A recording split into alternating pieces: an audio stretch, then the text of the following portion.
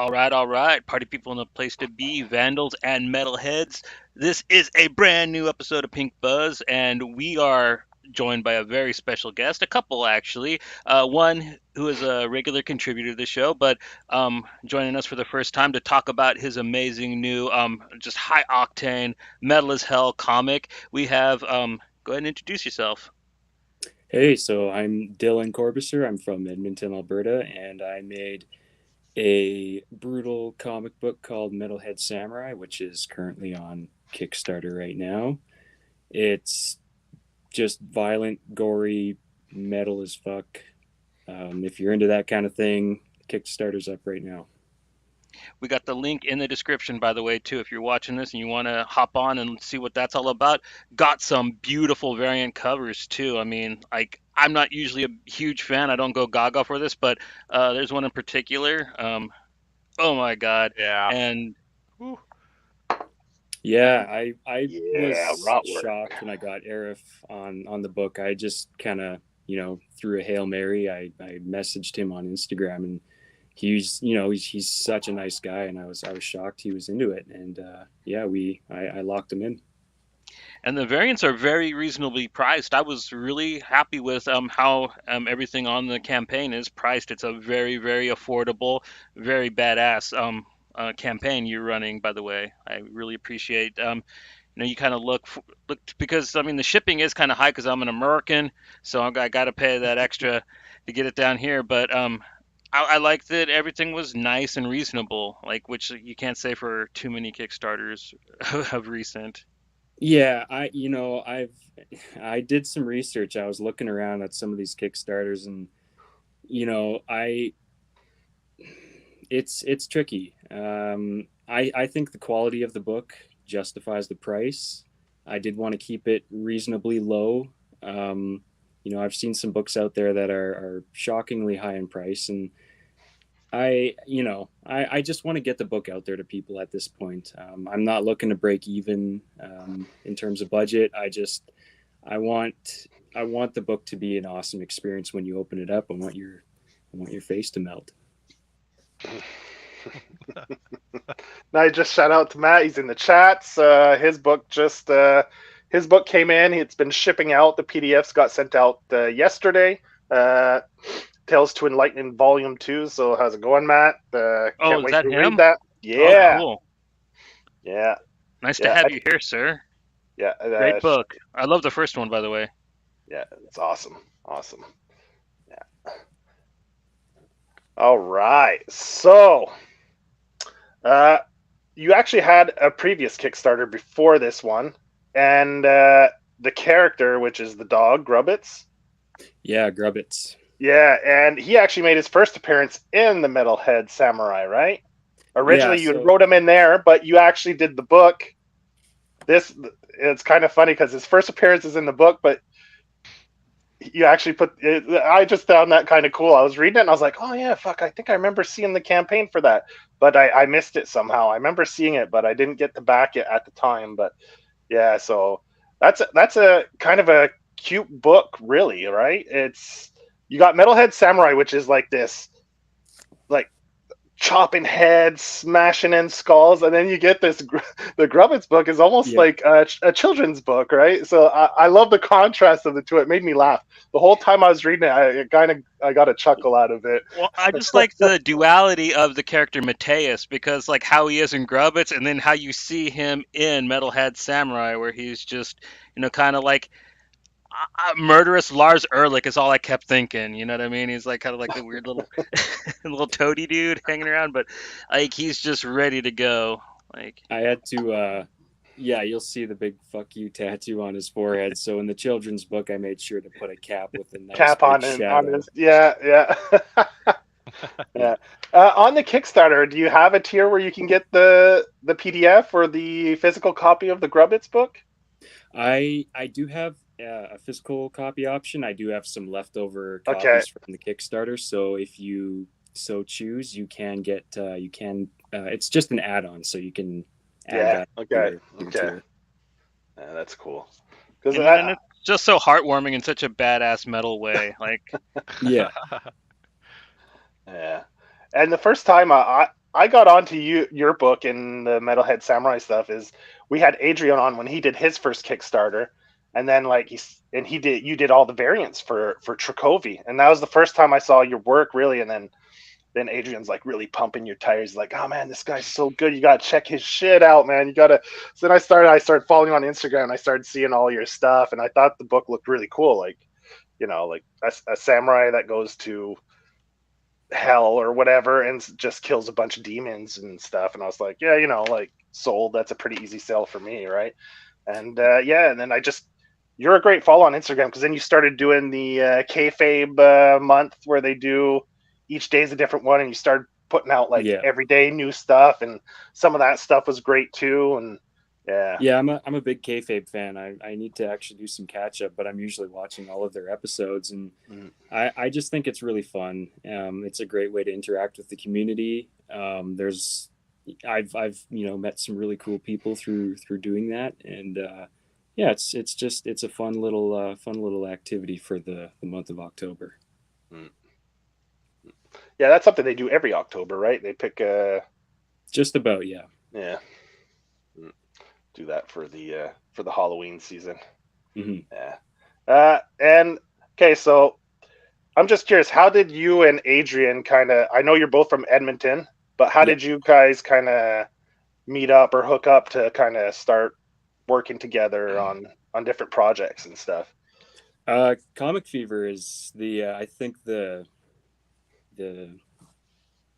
where it all began. I made a little cardboard stand for my original Metalhead Samurai comic book, and I asked Lee, who's the owner of Comic Fever. I said, like, would you mind selling some copies for me?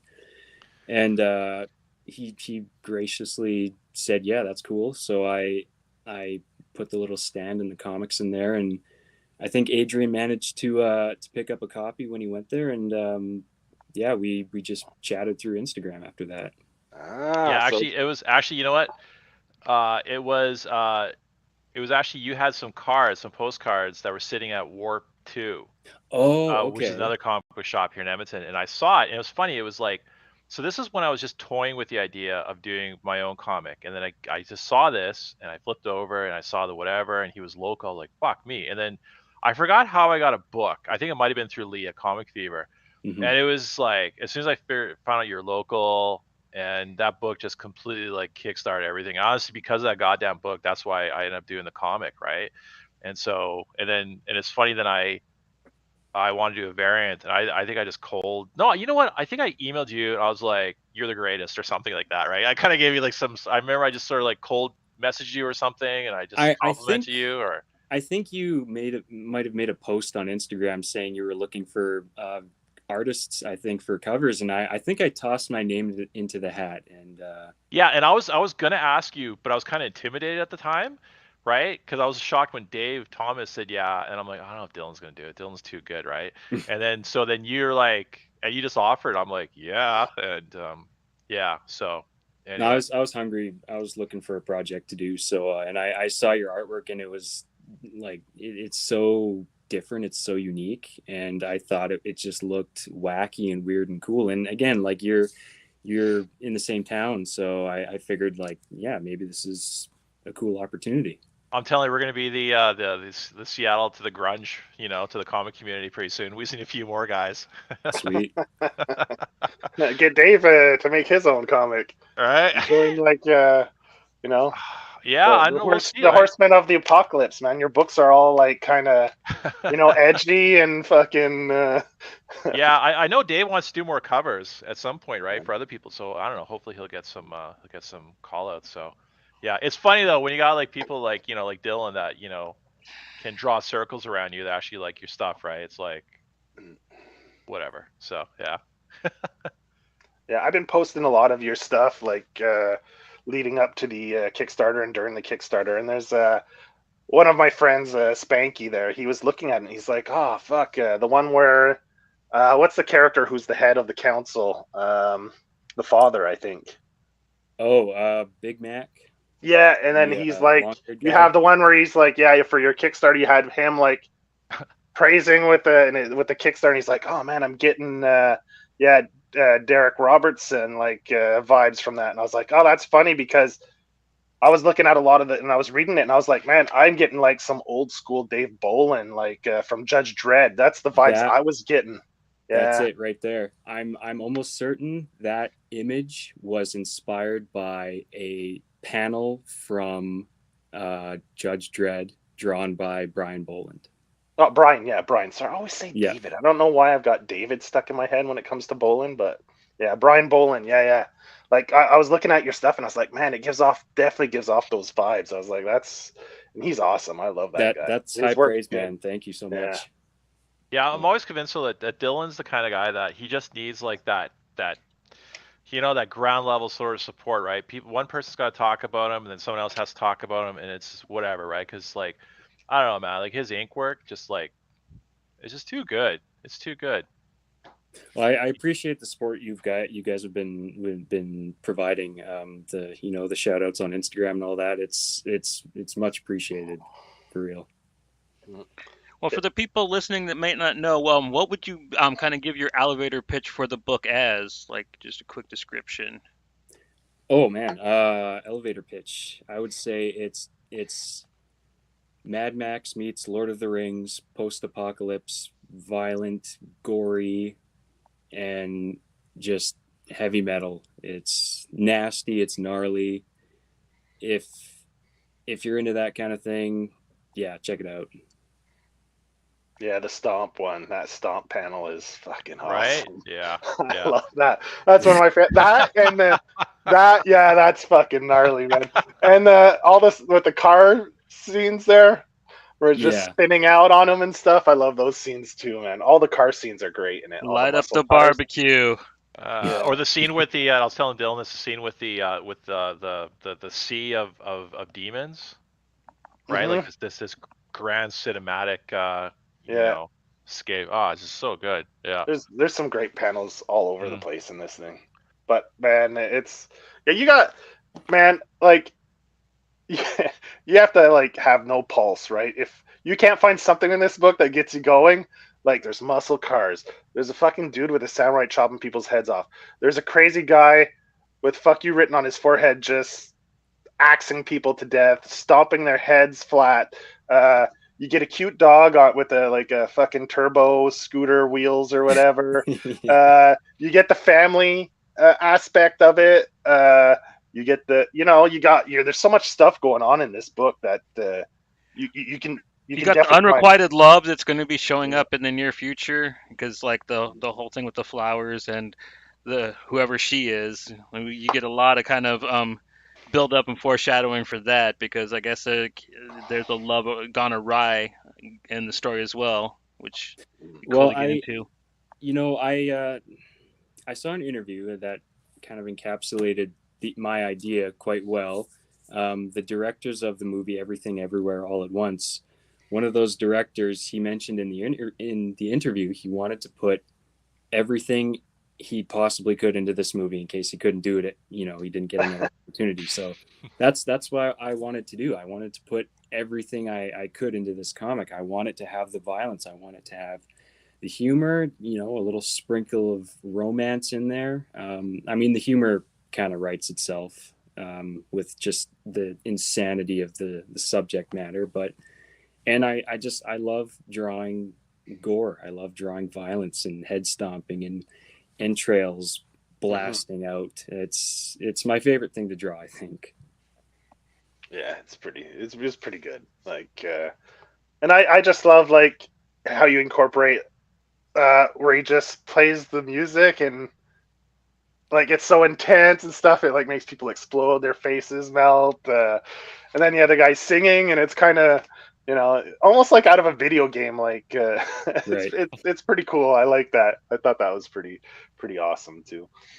Yeah, and the way you laid that out too, where it's kind of Yeah, you could just hear sideways Bruce and stuff. Dickinson in your Yeah, head with the yeah. I can't do Yeah. it, but yeah. I would really strongly recommend. I do have I don't know if did you have the self-published versions up in the Kickstarter? I didn't see. Like, you're getting rid of. Do you have any more copies of that? Of the first Yep. one? He I has have 10, and I like backed one of them.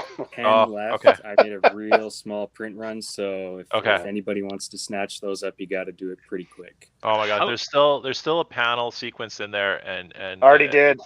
I told Dylan how much I love this sequence. It's with him and his girlfriend, and she's it's just like there's a panel where they kind of look at each other. You know, Sean, I don't want to say anything, so I don't want to spoil it, whatever. Yeah, I Like know which this one you're this this talking this about. Yeah. particular look, and fucking hell, dude, it was just like I think about that panel every now and then. It's just yeah, it's so subtle, but it's just like the emotion, right, from like this all this chaos and this whole metal whatever, just this like like a moment of love, right, and amongst all this brutality. So I just yeah Yeah, that was I backed that one because I want to compare the two. I want to see what the differences are. So I backed the It's original one with all three covers of the new ones. So it's a pretty drastic change, I would say. Especially the artwork. I think I've grown quite a bit over the last few years. So hopefully, with the new book, you can see pretty big improvements. did so you you completely like? redid it. It's kind of a reboot, but I am taking elements of the original comic and applying those. So I would, if you do end up, if you do manage to get this one, read this one first, and then read the newer comic. Okay. yeah, good for you for Oh, doing doing a reboot, right? I know what it's like too. It's like you look back at something you did like 2 or 3 years ago to where you are today, right? And it's like you just want to just go in there and just George Lucas it. you want Change you it. told you know what? It's funny. I used to criticize George, when he did the whole whatever. I totally get it now. I absolutely get it. I mean, so he kind of went a little too far, right? But I mean, when you got that technology and that that skill level is whatever, if you're able to kind of like enhance the story and that, go for it. Sorry, um, George. yeah, I was wondering your coloring. Do you do that all digitally or do you do that more traditional? Yeah, the coloring is all done in Procreate, Okay, with the one exception: the cover, the background of the my cover was actually painted with watercolor and gouache, okay, but yeah, all the figures are done in Procreate. okay, Okay. yeah. That background is rich. It's Like when you lush. look at Yeah. it, yeah, it's Mhm. nice. Yeah, yeah. That's why I really noticed that on the cover, the background, how vibrant and how it's like the colors. Yeah, I noticed that. That's cool, man. Yeah, the only tricky part from that was trying to get the logo to, like, there's a lot of colors in the Mm, background, so getting that logo the to pop, the standout. stand out was Yeah. pretty tricky. Hey, Dylan, what was your background? Like Uh, education, all that. Like where'd you go to school? Like for illustrating all that. I went to the Edmonton Digital Arts College, which unfortunately is no longer around. There's only one other school, I think, in the city that's kind of the same educational sort of the same, the same structure, which is Pixel Blue College. But Hmm. yeah, I quit my job working at a meat packing plant for like 6 years, and you'd be surprised how many metalheads. It's weird. They flock to the meat packing plants. They just love working there. Something about all the dead animals. But It's all yeah, I research. quit Yeah, working that's it. there. I quit working there. I went to the Edmonton Digital Arts College, which was honestly the best decision I ever made. I met a lot of just awesome people there. I learned how to network. I learned how to, it gave me confidence to pursue this. Before going there, I didn't have like, I was kind of told growing up, like, get a real job and, you're wasting your time. But, going to school there was like a shot in the arm of, you can fucking do this. You gotta put in the effort. You gotta work hard and keep going. Mm. It's definitely a grind. It's an absolute Yeah. grind. Yeah. Yeah. Yeah. But baby steps, right? And then all of a sudden just like, So are you gonna try to submit it after the Kickstarter? Yeah. I At the moment, I'm kind of playing my cards close to my chest at the moment. I'm not too sure exactly what I want to do. I do have another small project lined up. I might actually be jumping on that pretty soon, and it'll be. I can't really talk a lot about it. It's artwork for an independent creator, but I'll be working on that. I think pretty soon here. Yeah. As for submissions, we'll see what happens. Yeah, not really ready to kind of go any particular direction yet. Yeah, yeah. So you're going to be working with a writer on this upcoming project? Yep, he Okay. was actually if you I know Adrian, Jay Bardilla, owner of Rolling Tales. Yeah, yeah, He's actually set me up with one of his friends yeah. he's been working on a project for quite a while. Okay. Real nice guy. It's kind of it's actually like kind of a science fiction type story. I actually did an issue with him not too long after I finished school. It was an awesome opportunity. Big thank you to Jay for putting a good word in for me. But I think I'll be doing another issue with him for the moment, and we'll see what happens after that. And then we're gonna do a book after, right? Hey, dude, I'm down for that. That sounds awesome. I would love to. Yeah, yeah. We still got that SNFU one we got to do actually. So Man, yeah. I'm ready whenever that thing gets going, man. I'm so down for that. Okay, okay. We'll figure it out. We'll figure it out. Cool. Last time. Yeah, I remember we were chatting in the DMs a little bit before during the week leading up, and you were like, "Oh, what are we like? What do I need to do? What I need to?" So I was like, "Man, just." So I was like, "Grab some vinyls, like what, and maybe some comics." Like you said, you're into outlaw comics, so I was like, "Get together a few things to like show us what inspires you to like make this book." So yeah, man, Mhm. what like I know you've been posting. You started posting a lot more vinyl lately on Instagram and stuff. So I know you're collecting. You're getting into the vinyl. You had mentioned previously about the Outlaw comics. So I was just curious to see which what you pulled out to show us as an inspiration. So number one, I gotta give just a big shout out to Tim Vigil. This is Vigil, yeah. Gothic Knights. This is Okay. like his most beautiful comic I think he's ever done. I'll open this double page spread here that he did. Like it's just Ugh. Yeah. it's just ridiculous. Like this guy is a psychopath, but Yeah. I I admire the crap out of his work, and he's been maybe the biggest inspiration to me. He never publishes with big companies. It's always like I'm sure these companies are just clawing, just dying to get this guy to jump on board, but he's He's got a little bit of a chip on his shoulder, so I can see why he I, doesn't get into Yeah, bed with those. they Yeah. blacklisted him hard back when Faust was coming out. Like okay. he was persona non grata bit for saying things that are pretty commonplace nowadays. Like he was like the first guy that made fun of '90s comics. He was like the first guy that was making fun of Rob Liefeld and stuff like Okay. that.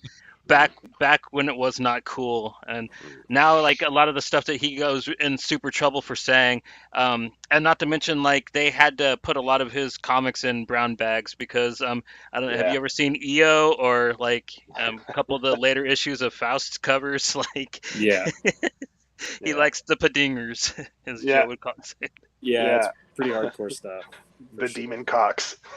Yeah. He just did a Kickstarter recently He had to for put up Faust. the I hardcover had to back Omni that. for it. I had I to. didn't. And that was one of the times where I was like, it was the first times I saw that where there was a limit. Like I think it was 600, I think it and was that's it. 666. Yeah, something like, oh, that's Yeah. possible. And I was like, nope, I'm not doing a single fucking copy more. It's that much. And by the time I saw it, then I was like, whatever. And I didn't realize there was a cap. So I wasn't able, and it was up there because it was the whole collection, right, in hardcover. Yeah. So it was pretty pricey. So I was thinking about it, and by the time I decided, oh, I'll back this, I went back and, god damn it, it was already all of it was taken up. Like It I was was like, pricey, but shit. it's one of those. He's one of those guys. Yeah, I'll follow him to hell and back to see. Okay, so he was doing an homage to one of his classic comics, like 777 Wrath of Man's probably actually my favorite that him and David Quinn did together. Like, Gotcha. I haven't read that one. I have, I've been trying to collect all the issues of Faust. I think I'm missing one. Some of those later issues are really hard. yeah, 14 and 15 are almost impossible to get. I Like have the last two that they actually, put out. I can show you. I got a sketch cover done by him here. This is Oh, that's issue cool. number 15, I think. Where'd you get that done? Did you at a Oh, con I or? I emailed him and I asked for Ah, an original okay. sketch cover. And yeah, he was kind enough to do one for me. Cool. They're gonna put out another. Okay, nice. Matt's saying that they're gonna do another run of the Kickstarter Okay. version. Nice. So we'll probably maybe it'll get solicited in the previews or something. I don't know. Faust needs to be seen by the whole world. Everybody needs to see that book. The singing slasher, yeah. Yeah. It's funny how you see your influence, or the influence, Yeah. on your work too. So yeah. Yeah. I love too how he's a pioneer with dissing Rob Liefeld. Right. He's pretty outspoken, so Rob's not the only one that felt He this went fury. hard on like that entire. Yeah, he really didn't like McFarlane because you can see like very distinct. It Spawn's a lot like Faust, which Spawn Yeah. came out several years later, and yeah, he wasn't. He didn't keep his P's and Q's to himself. Like Tim Vigil is a guy who says what he kind of wants to say. Yeah, I love the interview of on the kayfabe there. He's in the like, it was so shady too. It's done in that hotel room with the bad lighting. It was early on in kayfabe, right? So they didn't have their shit down. It seems so like seems so sketchy. And then he's sitting there drinking. I don't know what the hell he was drinking. He's sipping while chewing his gum and just being like, it was so like, I love that episode. It's like underground, like so raw that episode. I think that was the first kayfabe video that I saw, and after that I was hooked. Yeah. He's sipping on. I don't know what drink he was drinking, but yeah, it was good. Like in a hotel room, it was so shady, kind of like yeah. I loved it. I just laughed the whole time I was watching. I was like, man, you just think someone's gonna kick the door in and like fucking like a drug deal gone wrong or something, and yeah. Did you guys see it was like a bootleg Batman comic that he drew? They talk about it, but I had never seen it. But I know they'd mentioned it on kayfabe before. Yeah, they did a kayfabe video for it, and it's like Faust and Batman. There's cock and balls everywhere. It's gnarly stuff, but dude, I'm telling you, if he did a Batman comic just like that, outlaw style, I would buy that in a heartbeat. Imagine, and people lost their shit when they did a silhouetted cock, Bruce Wayne cock. Imagine if this came out, it'd break the internet. It's reality though, right? I mean, look how short Robin's shorts are, right? How in the fuck did nothing pop out of that thing, right? You know what I mean? Like Jesus, right? You think Bruce would have sprung for some fucking pants, right? No, you're good. You're good. Just wear the underoos. You're fine. Underoos, yeah. I heard that Batman is going public domain in like 10 or 15 years. Have you guys heard this? What? Not it's like, usually it's 100 years, right? Then it becomes public domain. That's kind of, I don't know. Someone was talking about public domain and all the ins and outs and the loopholes and stuff, and like they were saying, like, because a lot of the Disney characters are coming up too, like Mickey Winnie the Mouse Pooh. and all that, Winnie the Pooh. Yeah, like, and it's become like Disney's they're going to court to try to eliminate the public domain thing. So Disney's really got a campaign going, and they're going to go to courts to try to eliminate that whole public domain. I bet you Warner Brothers going to jump on that with them to keep Batman secure. Oh fuck, they have to. They got no choice, right? Seriously, yeah. Yeah, if they lose Batman, then like the DC universe is done for. Like, what are they going to lean on? At least in Hollywood. There's a lot of like for Winnie the Pooh, you're not allowed to like put the red scarf and the shirt on. Yeah, that's Disney's version of him. But like, if you make your own. Yeah.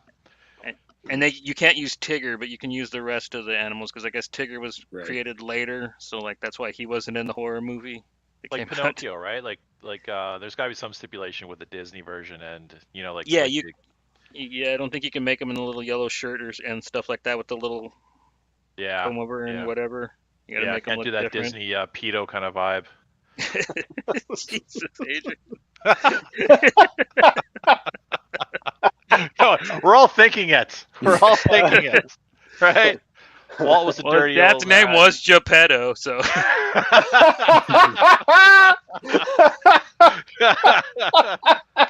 Oh crap! Yeah, I guarantee the writers were like pissing their pants, right? Yeah, Geppetto, right? Guarantee, right? You always hear these like stories, right? Like where they always like sneaking like a hard on or something, right? Like there was like in the Little Mermaid, the original version, like there's like Right. the wedding at the end, and like the priest gets a chub or something like that, right?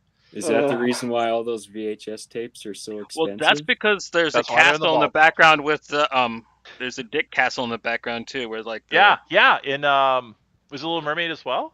yeah, Little Mermaid, and I think the dick castle. They also did them in Aladdin. I think they kind of revisited that trope. Man, Fucking Disney's jerk. Disney's just the speculator market's exploding with all these things they're taking out. With all these original versions, people are I don't know. I haven't gone on eBay, but I could just imagine people selling these. Yeah, man, I still got my old These Michelle existing, Clates yeah, of Little Mermaid. See what that yeah, goes. man. Fucking go on eBay. It's probably going for big bucks now that they're editing all their stuff like on the streaming service and not. Yeah, it's probably They'll called never like the re-release dick it. version. It's called the dick version, right? Hey, Yeah. hey. Well, the The D in original Disney man, not stands for stepped dick. on. Fuck. Got the The hardcore stuff. The magical kingdom, man. Yeah. Oh, fucking Disney. Yeah, I love like public domain, whatever, right? It's like Dracula's like public domain. Must be by now. Yeah. I think so, right? So yeah. Well, that's why everyone's doing the Cthulhu now. Like, there's so many of those books coming out, the Lovecraft stuff.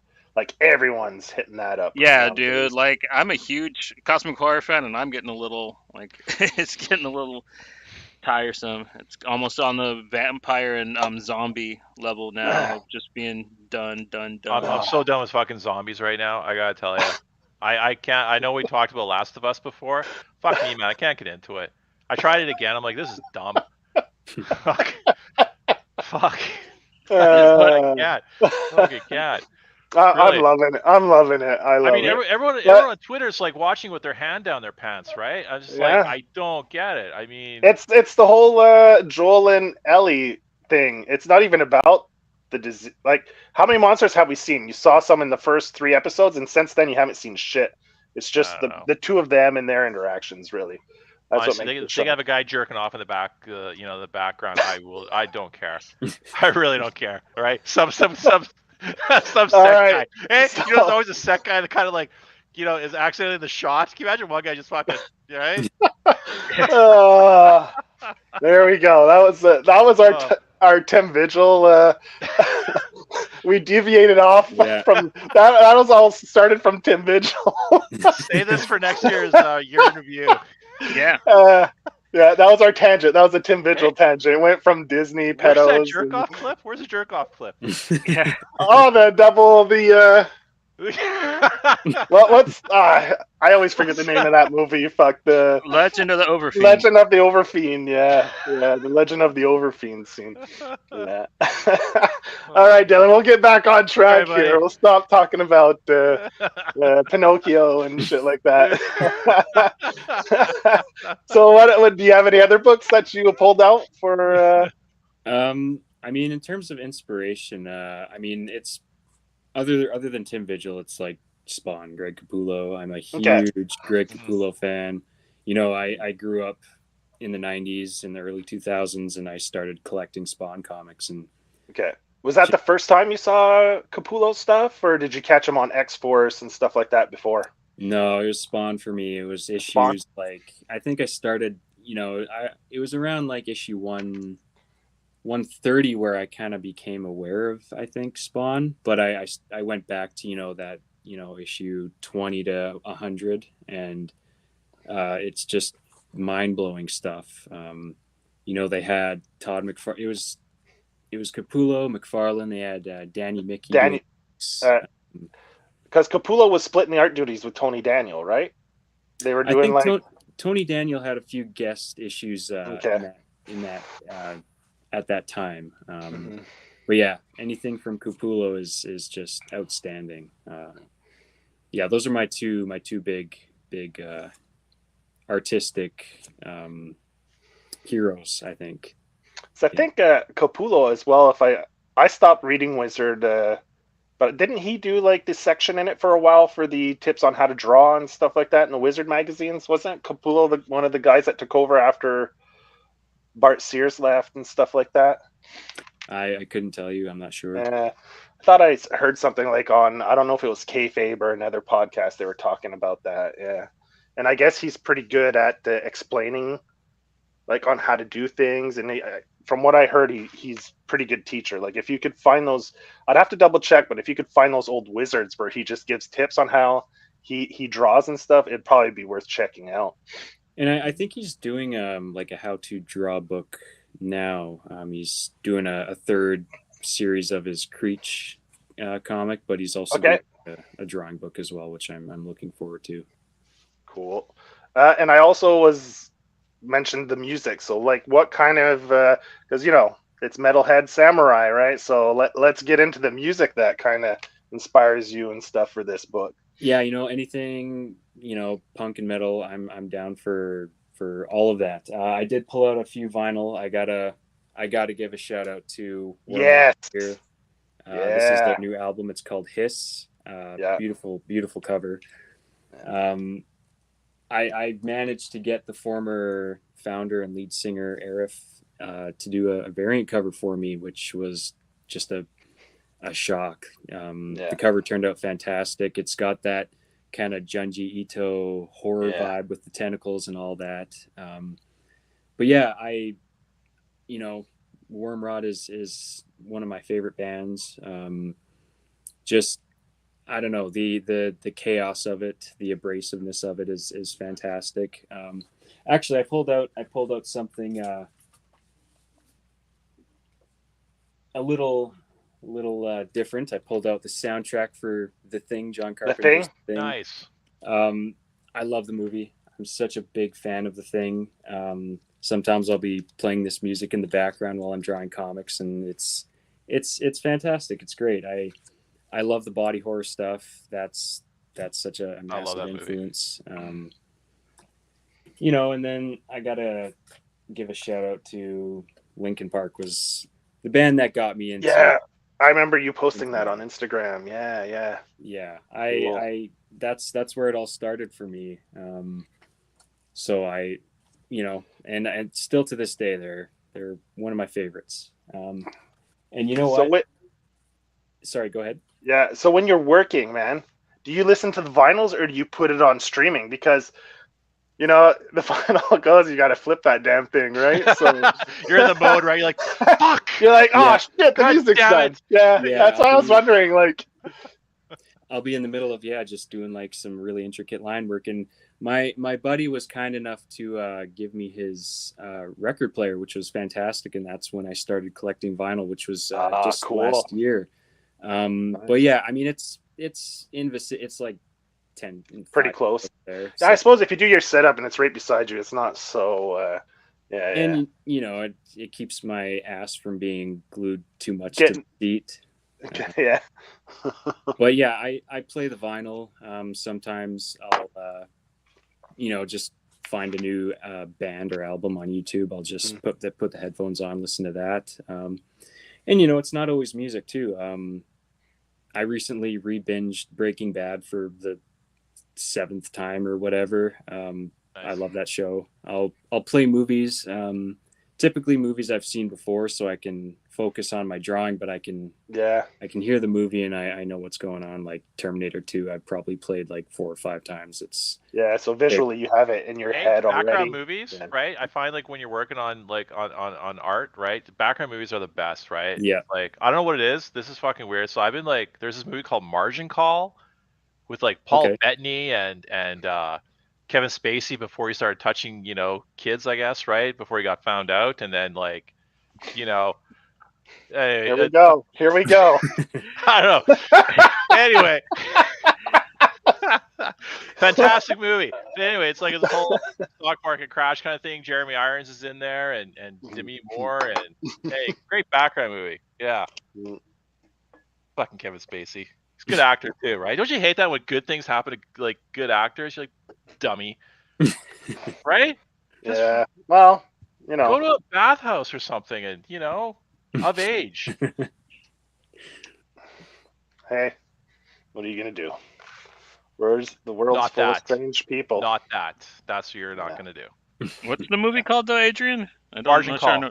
Margin Call. Okay. Yeah, it's just one of those like just cerebral type. It's just I don't know what it is. Just this constant flow. Stanley Tucci's in it too. It's about this whole Wall Street business kind of crashes, and people get laid off. A lot of guys yelling at each other, like some pretty good banter. Stuff like that. But it's just anyway. It's excellent background. I know exactly what Dylan's talking about, right? So Terminator 2. God, it's funny. I remember I'm old enough too. We were at we went to the premiere of Terminator 2.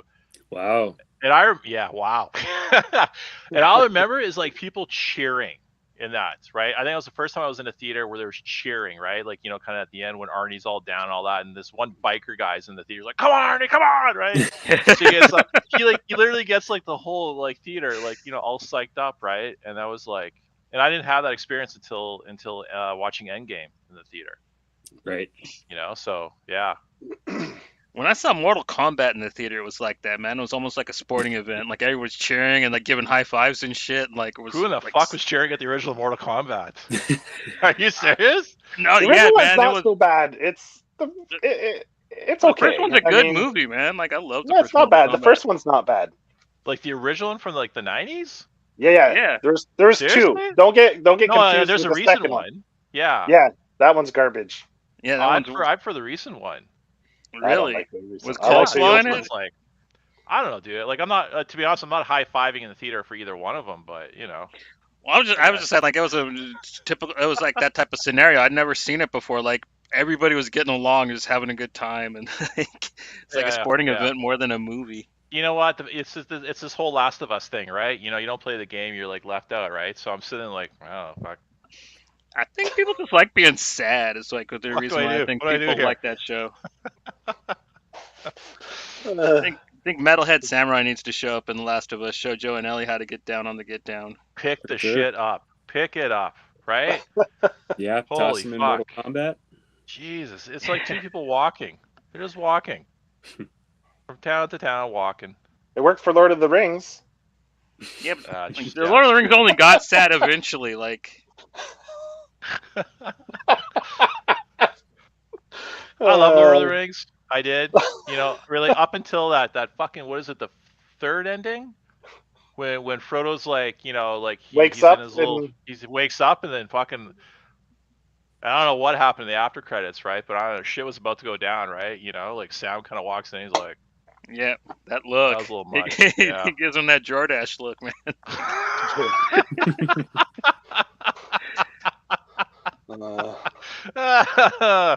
Oh yeah, Sam's got the tearaway pants, right? Everybody else. God damn it. Yeah. All right, so I'm just going to do a quick recap in case people came in late. We're talking to Dillion Korbisser, the creator of Metalhead Samurai. The Kickstarter is running right now, so the link is in the description. So go click that link, go back the book. I believe we're in the third day, and it's at about 95, 96%. So, man, go click that link, go back the book. Let's get this thing 100% funded before the end of the week, man. Let's do it this weekend. By Sunday night, guys, let's anyone watching this, go back the book. Let's get this thing funded by the end of the weekend, man. So Dillon can get some sleep, some good shut-eye, He doesn't have to worry about it funding. He can relax, Watch Yeah, The it's Last a of nerve- Us. He's too young to start Yeah. getting gray hair, man. Don't make him start getting gray hair at the age he's at, man. Like, How come old on. are you, Dylan? I am now 30. Fuck Holy you. shit. Fuck off. Fuck, I missed 30. Fucking man. I fucking missed 30, man. Calling you Junior for the rest of the episode, Holy man. fucking Damn. shit. So you did your first book at what, 28? Yeah, 2019. I was 27, I think. Fuck me, man. I'm like my first book, I was like 48. 47. 28, I was getting like hammered on fucking Pilsner in a playground. You know what though? Yeah, Adrian, yeah. to your credit, like you're that dude, you got picked up by Scout. I mean, your Kickstarter, you crushed it, man. Like it's incredible.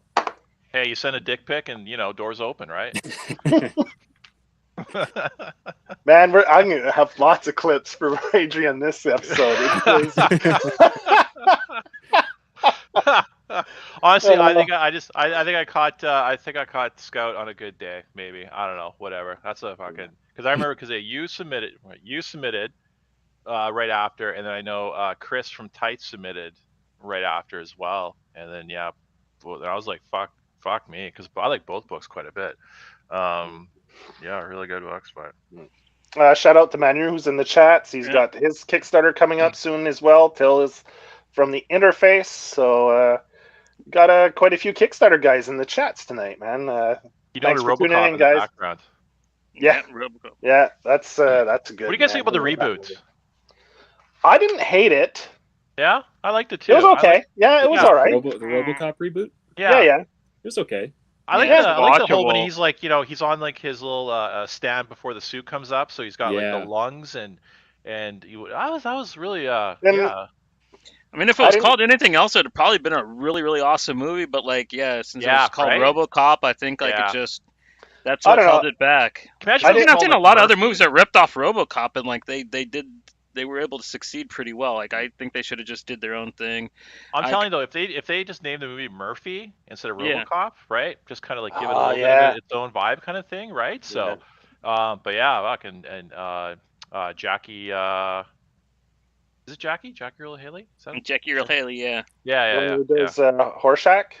Yeah. Is that it? Rorschach. The actor? Yeah. He was Freddy Krueger too. I didn't mind the Hocus Pocus. When he's testing out, they do the test to see how good the suit works out with the interaction with him, and they kind of override it, to get the funding. Like the whole Hocus Pocus song playing while he's taking all the guys out. Some people probably found it hokey, but it wasn't bad. I liked it. You know what? Sometimes a reboot's good, right? Like the Footloose reboot. That was good. Was it?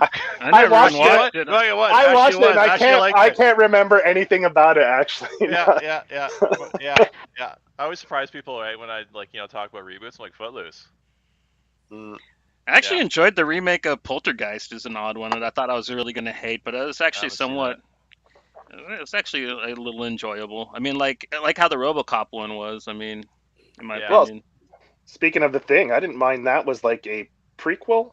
Yeah, it was a prequel. I liked it. It was pretty good. It wasn't too bad, but I think they ruined it by putting CGI over everything. Yeah. I hear you. The thing that made the original so special was those practical effects. And absolutely disturbing, like the original version, right, with the dogs and that. Oh fuck me. Yeah. Dillon, you get into Cronenberg?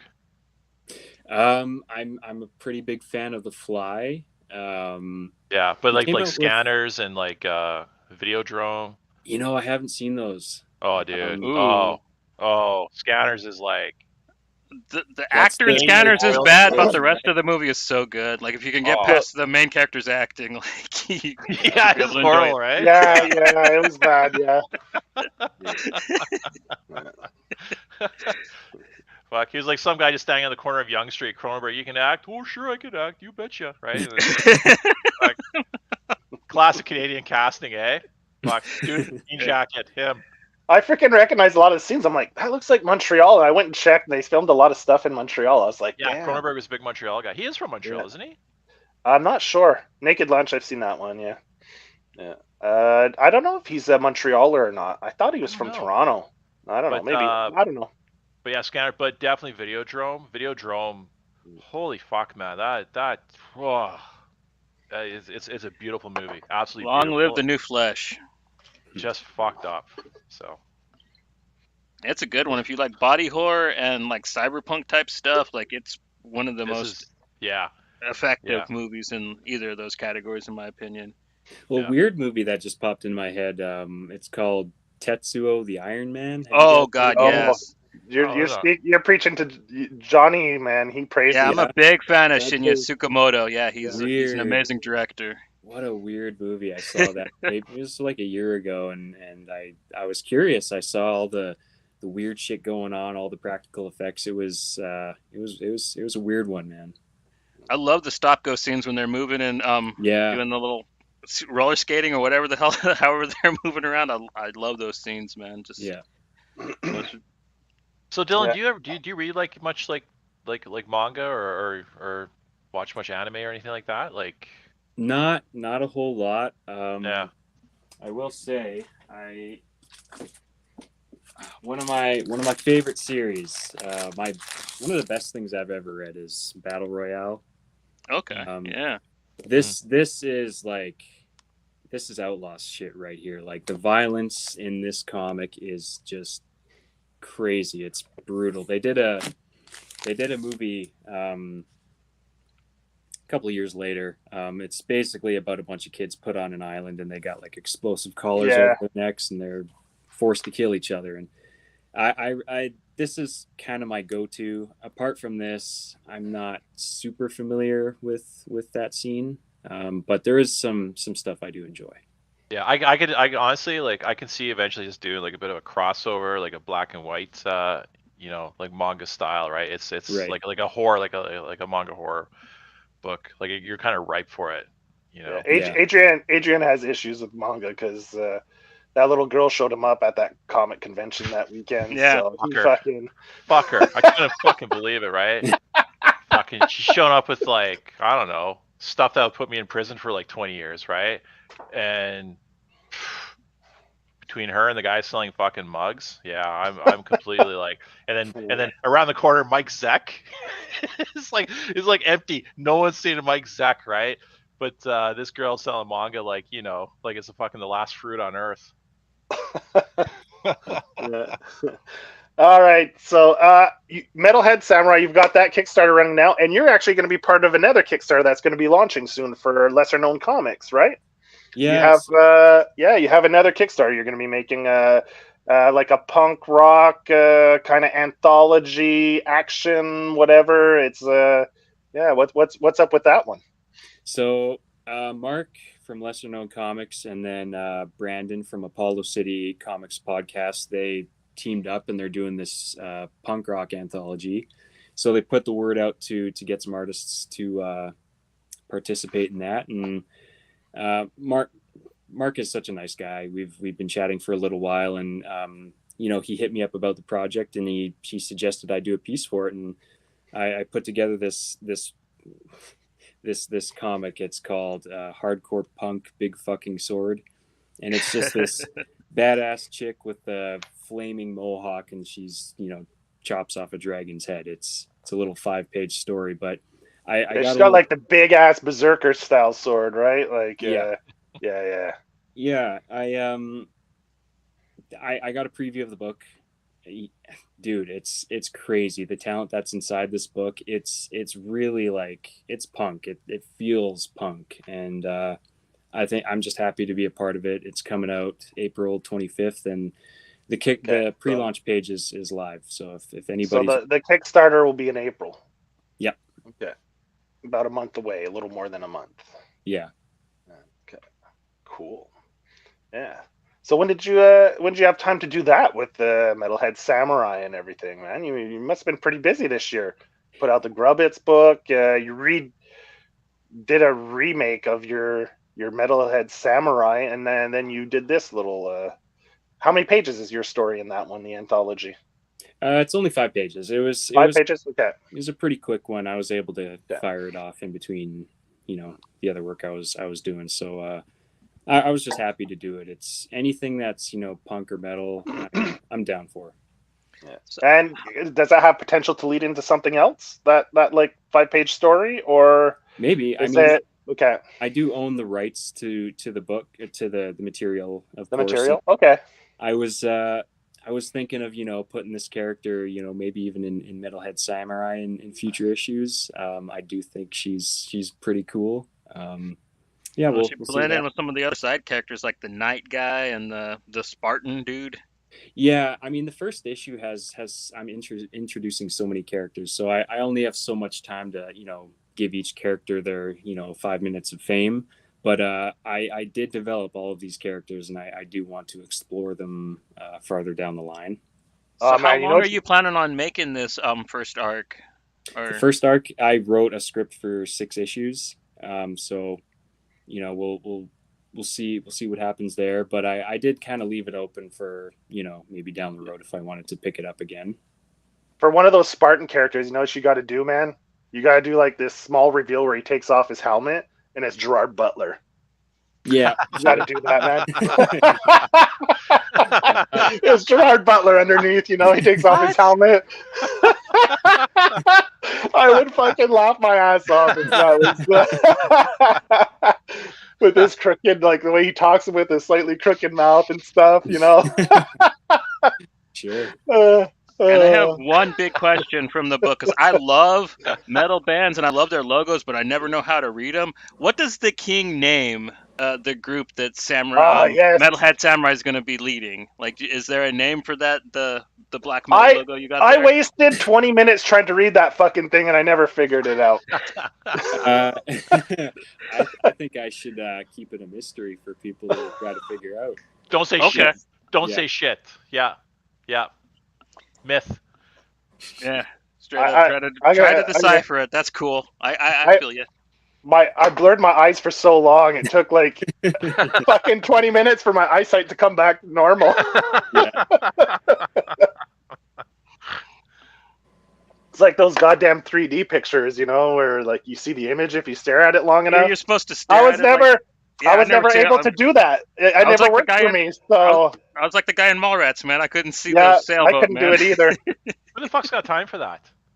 Right? It's like I don't got time. I'm getting to that point now in my life where I got no fucking time to like figure that out. It's like, what do you want? Tell me. You want me to see a sailboat? Then draw a sailboat, motherfucker. Like,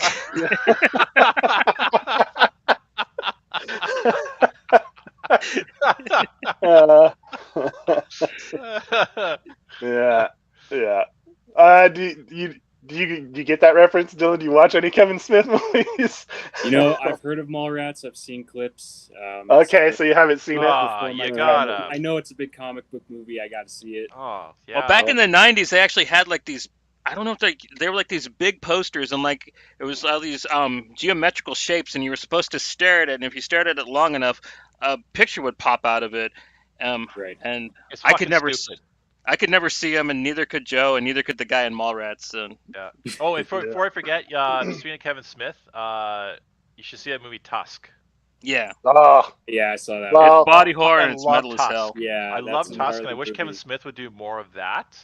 I think he kind of sort of found he kind of hit on something that he could have furthered, and branch out. But we gotta have another, Jay and Silent Bob movie instead. And something I want to see more is Justin Long in more horror movies because he's like the Yeah, ultimate Jeepers Creepers.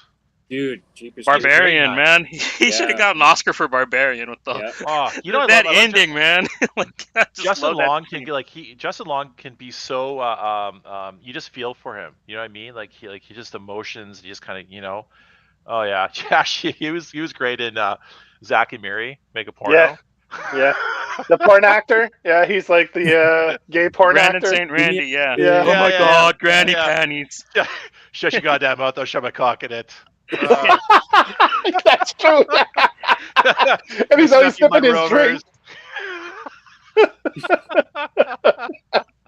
With his goddamn voice. Brandon Routh was his boyfriend. Oh fuck, man, that Mhm. was fantastic. Yeah. I was like, holy shit, that's Superman. Because he had Holy just shit. finished doing Superman and got flamed for it. Yeah. Oh man. Oh fuck. I watched Superman Returns again last week. Still bad? Yeah, it's not great, but I mean, like, there's some. He wanted to say it was good, and he was like, nah, I'm not even going to No, bother but trying. there's some really, really good moments in it. But all in all, it's a fucking nothing movie. It's another Superman movie about real estate, right? You know what I mean?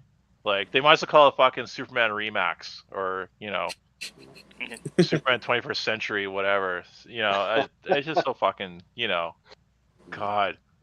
It's all about fucking land every time. Land, right? Man of Steel, Zod, he wants land, right? The Superman 1, land. It's all, yeah. Bunch of colonial bullshit. Right? Yeah. Oh well. No. All right, so we'll get back on track here. Metalhead Samurai is the book we're talking about. We have Dillion Korbisser here. Dillon, so we touched on the books that inspired you, the music that inspired you, even a little bit on the movies that inspired you. Uh, so, like, what drove you to do this? Like, you said you'd mentioned earlier a little bit what made you get off your ass. You quit your job, you went to this school, got inspired from going to art school, and then, like, I think you wrote a little blurb on it in your Kickstarter. So, like, So I went to school, and one of the projects at school is design a character. create your character. Yeah.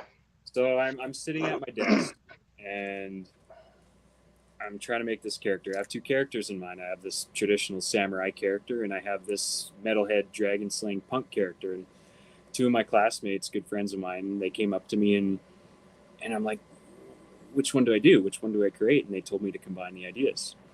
And that's what I did. I combined the ideas, and I just thought the character was so fucking cool. So at the end of the school year, towards the end, one of the projects is it's like you can do whatever you want. And I decided to make this comic, and it just kind of blossomed from there. I just had so much fun designing all these characters, and putting all of my inspirations, my influences in there. Mad Max and Lord of the Rings and whatever, and it was just fun. And I had faith in the character. I thought people would look at him and think he's a badass and enjoy the material. So that's kind of where it got started. So, like, did you manage to do the whole book, or was it just like a short story and you added on to it after, or did you, like, pretty much your school project was like that original issue, or did you continue to work on it afterwards? The school project was the original issue. I managed to get up to the black and white finished. I put the colors in afterwards and then did the Kickstarter. But the story, I had to put the story together pretty quickly because I'm on a time limit at school. Yeah. And so I decided to reboot it, rewrite it, kind of make sure things were a little stronger.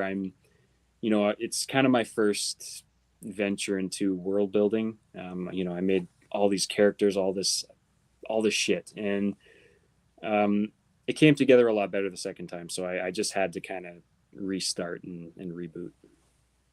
Cool. Yeah. Did you base any of the characters off people, like real people, or Dude, like Matthias, the bald guy with the goatee? I based that on a guy who walks his dog in my neighborhood.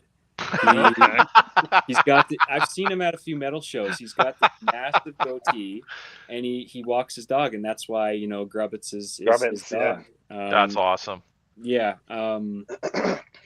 Yeah, absolutely. I try to base a lot of the character. I have the disclaimer in the beginning of the credits of the comic that say any likeness to people in real life is completely coincidental. I mean, sure, sort of, but I do base a lot of my characters on people I've seen.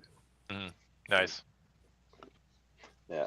And let's say when you were young, like before you went to school and stuff, did you draw a lot as a kid, or like did you collect a lot of comics as a kid? Like what inspired, like, wanting to make a comic? Was that something that came from, like, the seed was planted as a little kid growing up, or is that something that you kind of came to the realization much later? I always like to draw. I've always been pretty good at drawing. I think I was 8 years old when I got my first Spider-Man comic. Okay. And then I think the year after that, Sam Raimi's Spider-Man came out in 2002. And that was it was like boom. Like, I just got sucked into that world. Been collecting comics ever since. And yeah, going to school was kind of my first time actually drawing comics, and it was all that catalog of knowledge. It just all came out when I was at school. Okay. And that's when you got into Outlaw Comics, or did you get into that before? Yeah, Outlaw Comics came quite a while later. I've always been a Marvel guy. It's Yeah, always yeah. been Marvel, and then I got into the Image scene, and then okay, so we're going a little bit deeper, and it wasn't maybe I don't know, like 5 or so years ago. I remember I picked up my first Faust comic. It was just like a shitty beat up copy for like $5, and I opened it up, and I was just like in shock, slack jawed, looking at all the violence and it scratched that itch. I mean, I had to keep going, keep digging deeper. Yeah, a couple of years ago, Outlaw Comics, yeah, they kind of changed my whole view of how comics are made. Nice. Yeah, Yeah, it's a lot nice of when you the kind of find that niche, right? And then whatever. So yeah, which actually I was gonna ask, which Spider-Man comic, like what, like I which think era? I think it was Peter Parker. It was fresh off the stand, so it came out in 2001. It was Peter Parker Spider-Man issue 31, maybe. And I think it's an issue where he actually like breaks his neck in the comic. So, as a little kid, I'm flipping through this comic and it's over, and oh, Peter Parker's neck is broken at the end of the comic, and that's my first comic book. I thought, oh shit, yeah. I'm sure that had something to do with the direction I would go. So did you jump back and then pick up like the McFarlane Spider-Man run? Dude, yeah, McFarlane's stuff was such a huge, and those were like the like when if I found a McFarlane cover or a McFarlane drawn issue, that was like a fine, like an expensive dinner. That was finding those comics was that was the golden ticket, man.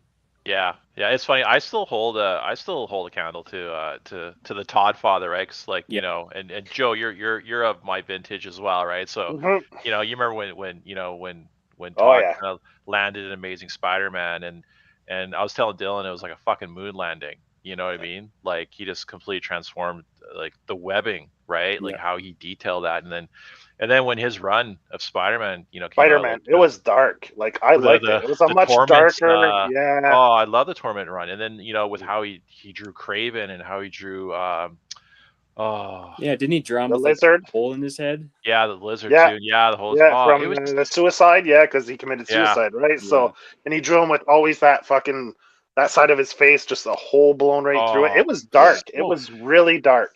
yeah, and even like And, how he drew like even Mary Jane, all that, like the big eyes, and very caricature like not and like it was his not fingers were always Marvel. like you could Yeah, see they're plumpy and like yeah. like the fat in the fingers, you could feel it. It Oh, was just so much line work, and yeah. so last year the omnibus came out. Yeah, I think it collected issues 1 to 10. I'm gonna say. Mm. For the whatever. So I picked it up and I keep it around. I use it as like a reference, really. Just for like some And bits it here was and great there. because in that run he got to draw Ghost Rider. I love Ghost Rider. That was my book. That was my Marvel book. So when he got to Yeah, draw Ghost Rider, that was pretty cool. I think it was maybe a 2 issue story arc with Ghost Rider in it, and that was pretty fucking yeah. awesome. And then basically, and then Everybody how loves he Ghost absolutely Rider. shattered like the Marvel way. You know what I mean? Like he right. went outside of the borders and he used up the entire page, and there was no nothing was it wasn't confined to like the rigid White block. gutters and stuff. Yeah, like everything Oh was my gosh. drawn So on. yeah, still inspiring stuff, man. I still, and I find every now and then, like if I come across a Todd interview, I'll always watch it because Yeah, you get so fucking hyped up at the end of it. You just want to like sit down, knock out like 5 issues, it's always I entertaining. Oh, Yeah, I watch. still haven't watched that documentary yet. oh seriously? No, It's haven't seen it yet. it's great, man. It's just yeah, I really respect the guy. I do. It's like his wife was talking about how he's just constantly working, right? He's Yeah, constantly got like an iPad on him, and he's always inking and always just dude hustles, man. he fucking hustles. So the respect is there, and I mean I don't know if he's humble in that. I mean he knows he's the shit, right? I mean but I never really kind of Well, he doesn't. they left. He's I'm sure he They has. held Marvel and DC ransom, so he knows. he He knows went he's and the started shit, but naming he's his. not rah Yeah, rah about it. He's not always in your face about how great yeah. he is. But like if Yeah, he is around, he'll let you know. But like he's not he's not overly bullhorny about it. So No, he's a mix between the two. He is kind of he knows he's the shit, but like he is not. yeah, but he fought for the creators back then. You know what I mean? Like, Yeah, yeah. so Like yeah, because like Liefeld, that's his problem, right? Is he's too And up his own ass. Yeah. up his own ass, right? That's the difference between McFarlane and him. Is why people still have love for McFarlane because he is kind of down to earth, like, and man, the dude's a good businessman. If anything, you got to give Yeah. him props for that because man, he started that toy line. Like, dude, Yeah. Spawn's been going for how many years? 300 plus issues.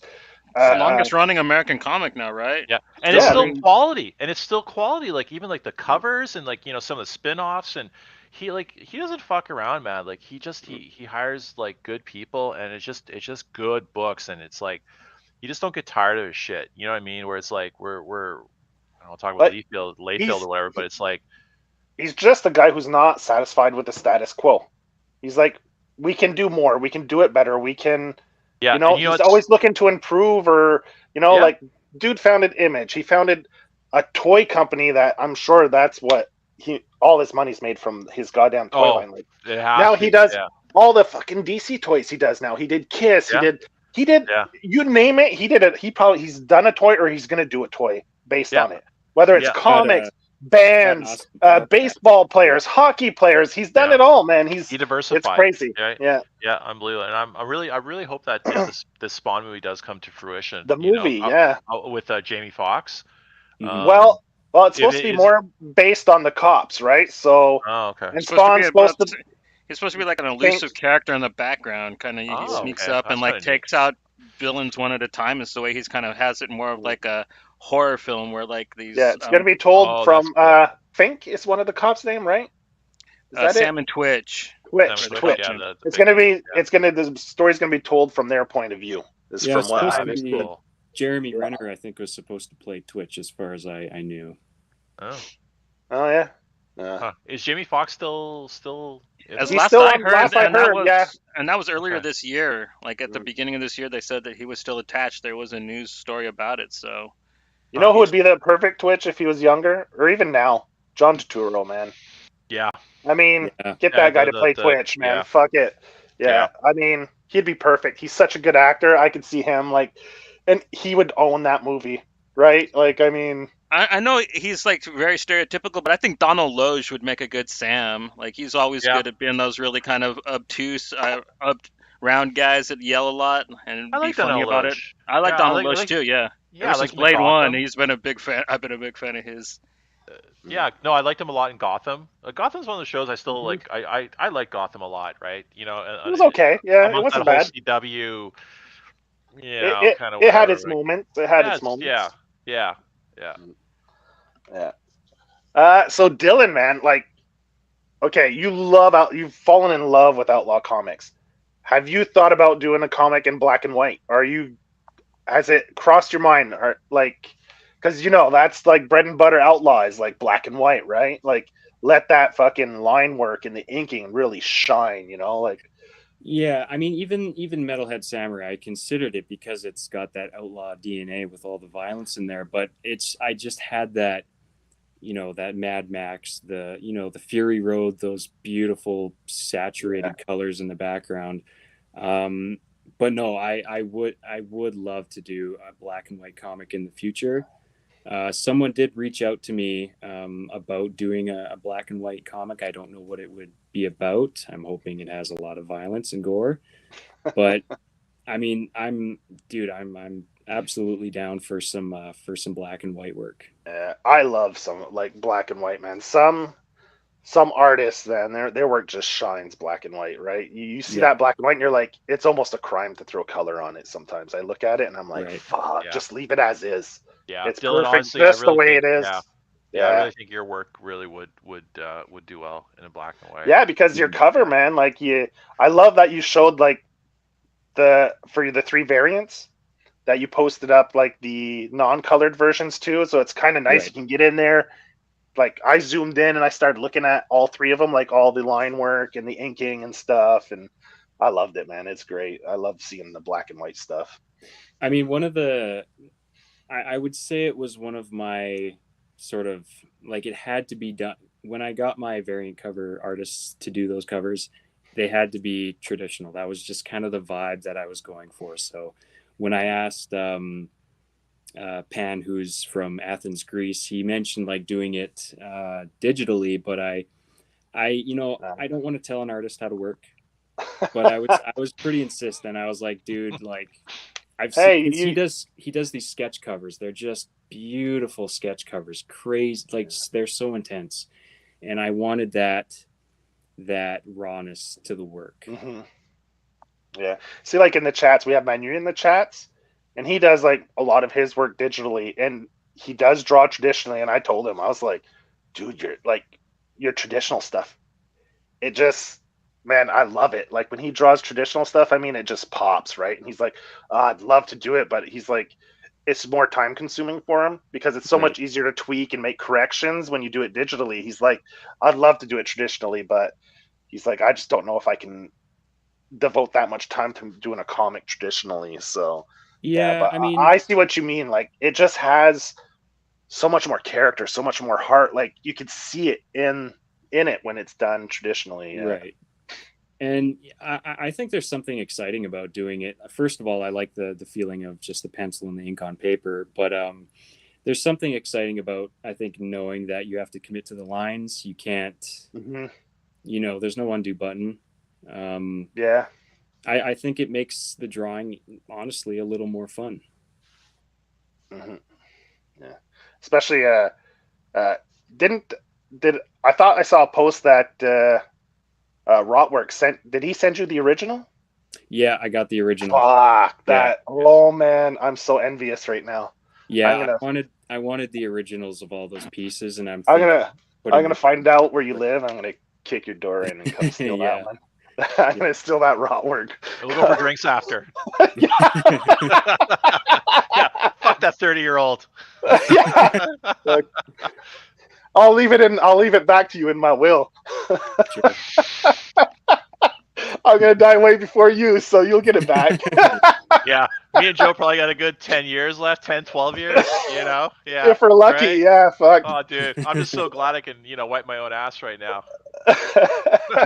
Oh man, I have a bad back. Sometimes my back gives out. Let me tell you, wiping my own ass is a challenge sometimes when the back gives out.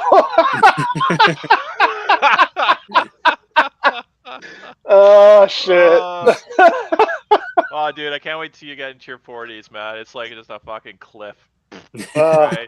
Literally. Yeah, Oh, Johnny can take it to a whole nother level. So oh fuck! I can't wait till yeah. my 50s. We're at dinner at my in-laws, and my father-in-law is like, "Oh, the 70s are the worst time of my life," right? He's going off about how the 70s decade is just like the shit. So I'm like complaining about the 40s. Fucking hell.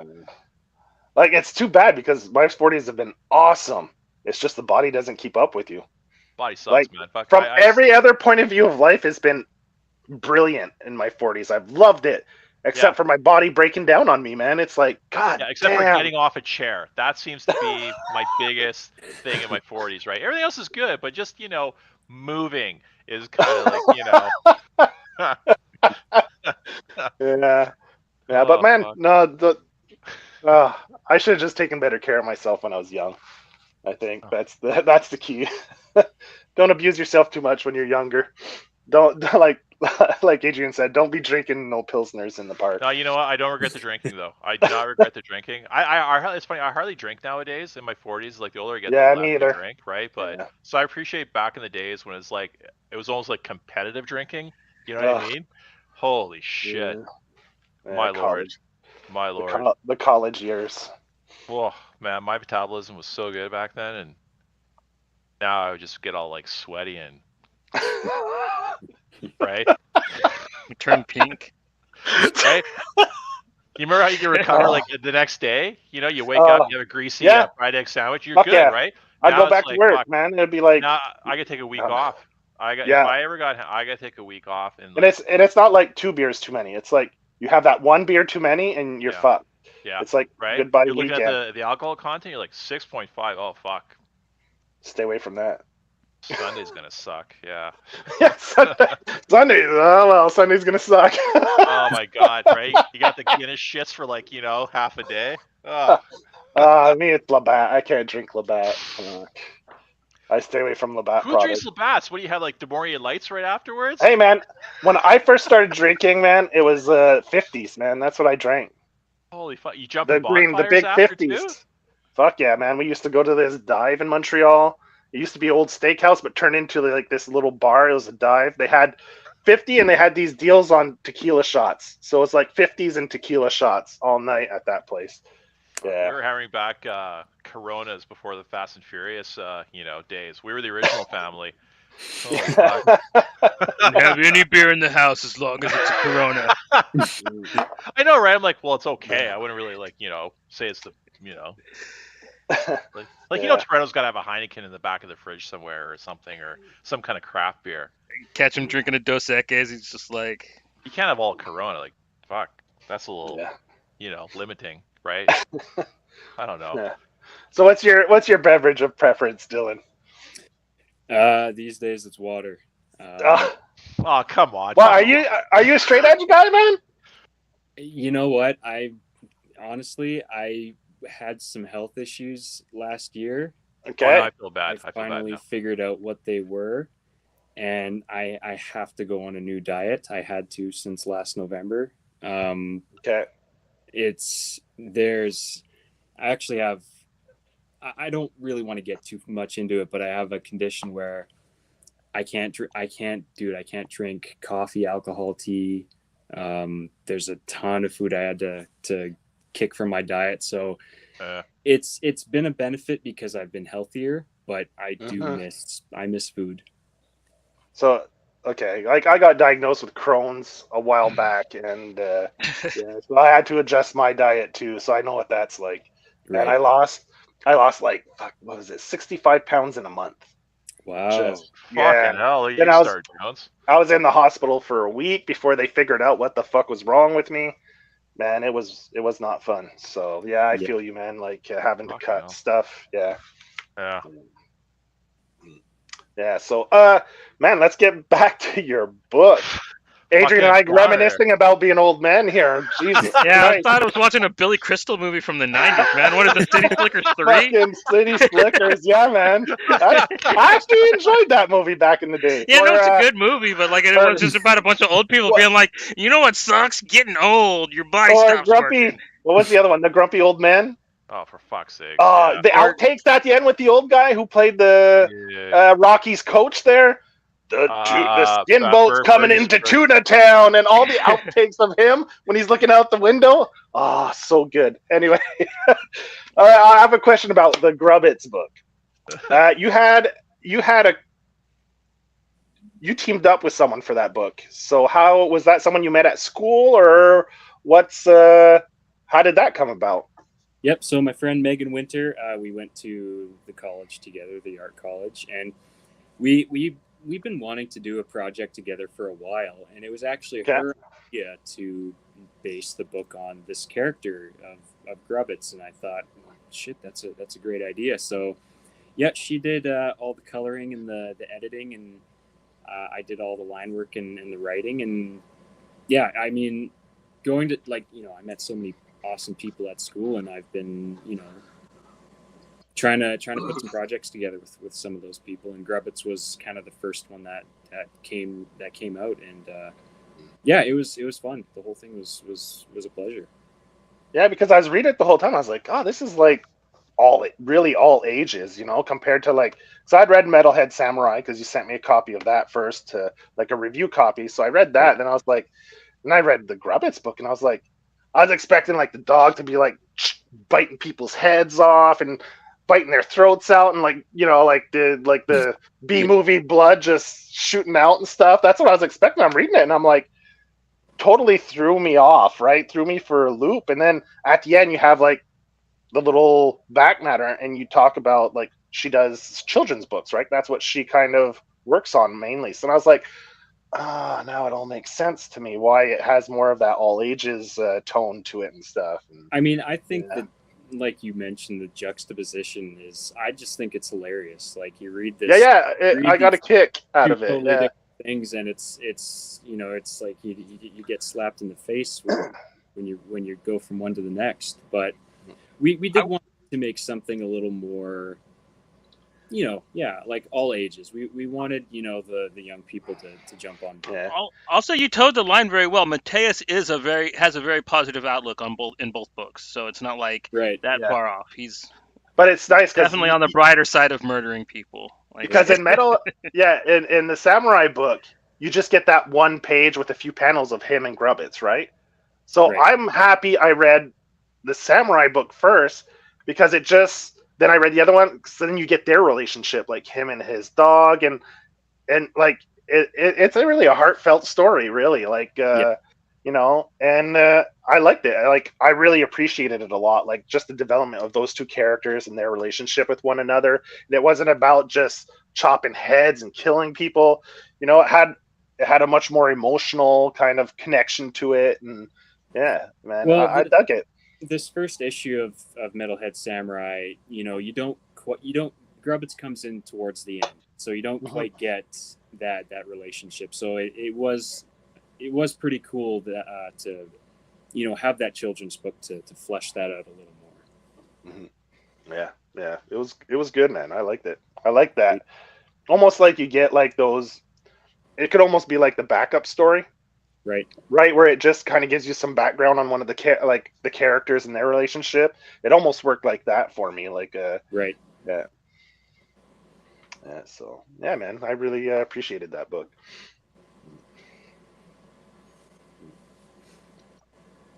had some gruesome stuff though. Like when he's just mowing the lawn and there's nukes going off beside him. I thought like that stuff was pretty funny. Yeah, Yeah. I was a little hesitant about, like, I want to make sure people know this is the apocalypse, and I was thinking, like, can I put a nuclear explosion in the background of this kid's book? It's probably not a big deal.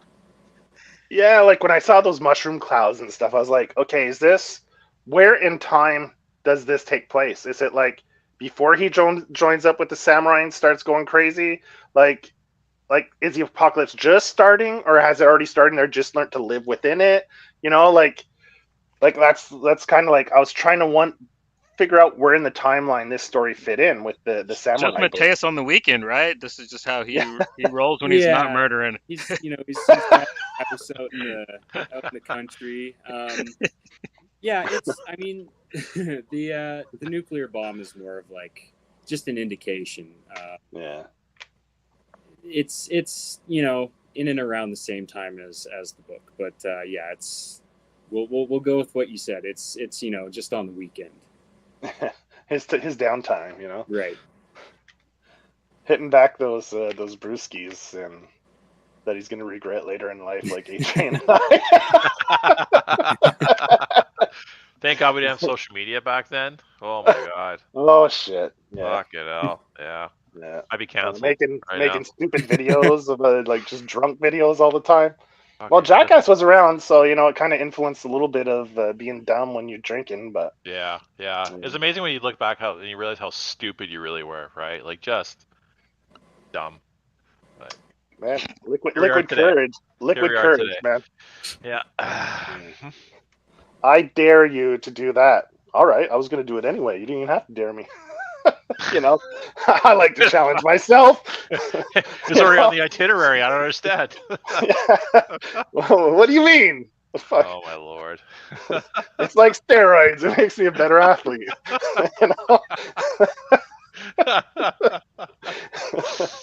It makes me think of a story there's a guy that we knew, and he's like, when they went out drinking and like, they're outside the bar and they're walking, and all like the cars were parked, and he was going to every car, and he's just grabbing the antennas and bending them. Yeah.